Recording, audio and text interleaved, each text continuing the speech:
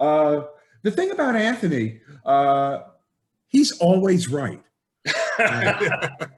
I'll tell you a funny story. A number of years ago, I called him on New Year's Eve just to wish him a happy New Year and such.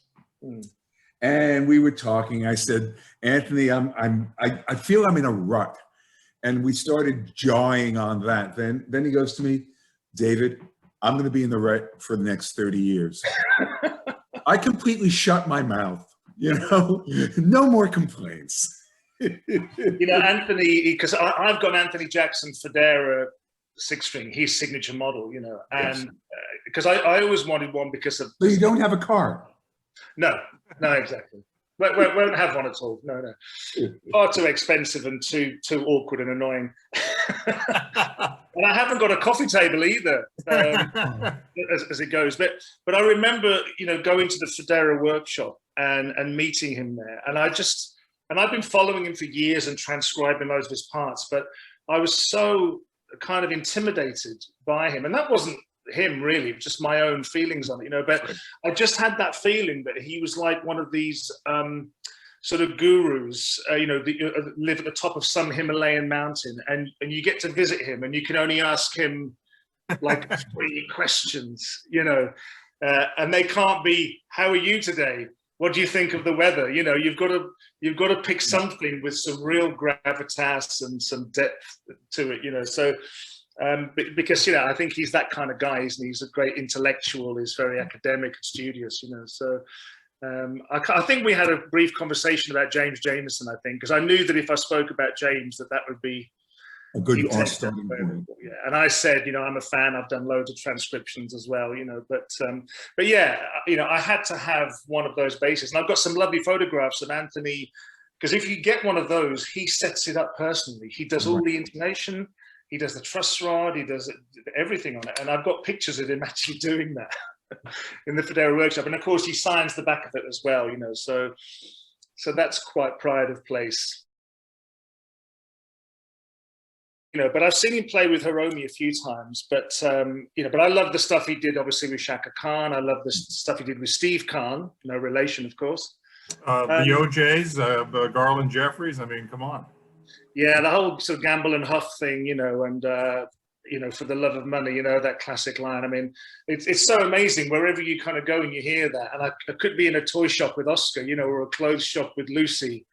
And, and you can hear Anthony kind of with the pick and the phaser, and I'm thinking, wow, that's and really it's so nice to know he won that lawsuit. He's actually getting paid for it. Right. That is wonderful. Well, yeah, because it is so unusual for someone to get a writing credit for a part. They did, but of course, it's the opening of the song. It's the hook. Yeah, it's everything. Everyone knows it before they hear anything else, So, but yeah, I love him. I think he's he's amazing. That is an interesting perspective, and I can now kind of see that the 6-string is really the more pure of the instrument, not the 4-string, because as you mentioned, as you observe, it's a guitar. It is a guitar. That's Anthony. Anthony refers to himself as a bass guitarist. And he tells his students, "You are bass guitarist." So really, the true electric bass is the 6-string, not the 4-string. Are you prepared to say that in a court of law, Jim?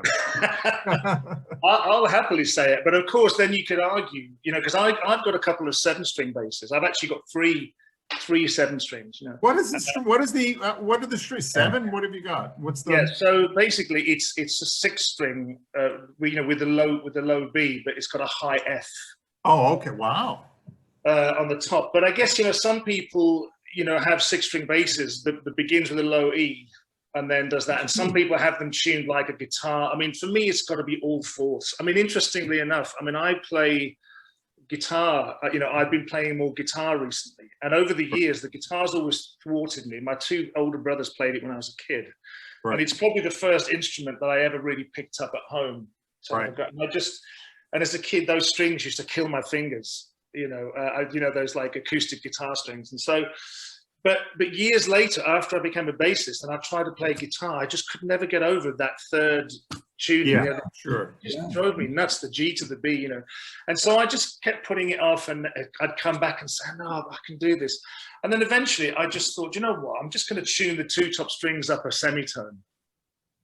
You know, so B goes to C, E goes to an F, all fourths. But then I thought to myself, yeah, but this is going to affect stuff that I want to do in it. And then I started to Google guitar in fourths.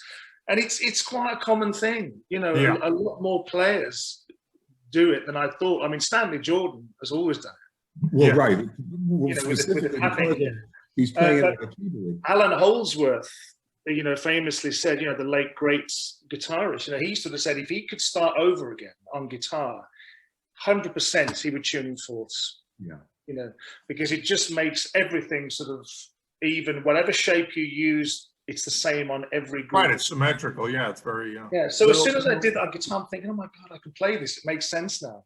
And you know, you have to make adjustments. There's certain types of music that you can't play on it. You know, you can't do lots of open chords. There's not much. It's not going to be very helpful around the campfire. Yeah. Playing in fourths, but the majority of the guys that do it are actually jazz and fusion guys, and I did it so I could play some jazz on it myself, you know. So it's kind of like a high-pitched bass. Yeah, I see what you're saying there. What I've done with my low Bs, I've added detuners. Oh. So I go down to a low A. It's much easier if you're constipated. It helps. It helps. But I just wanted to go back. One thing about Anthony that was great for me in an early bass player interview, he talked about his love of the Messiaen organ. Sure. And so I spent a long time listening to that stuff. And to be perfectly honest, you know, there's a lot of bass playing down there, you know?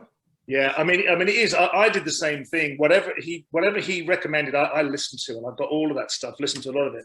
It's not a great first date background music, is it? No, you know, if you're trying to woo a lady, you know, you still probably want to put on Teddy Pendergrass or something. I like mean, that. after 30 years, I certainly wouldn't do that with my wife, even now.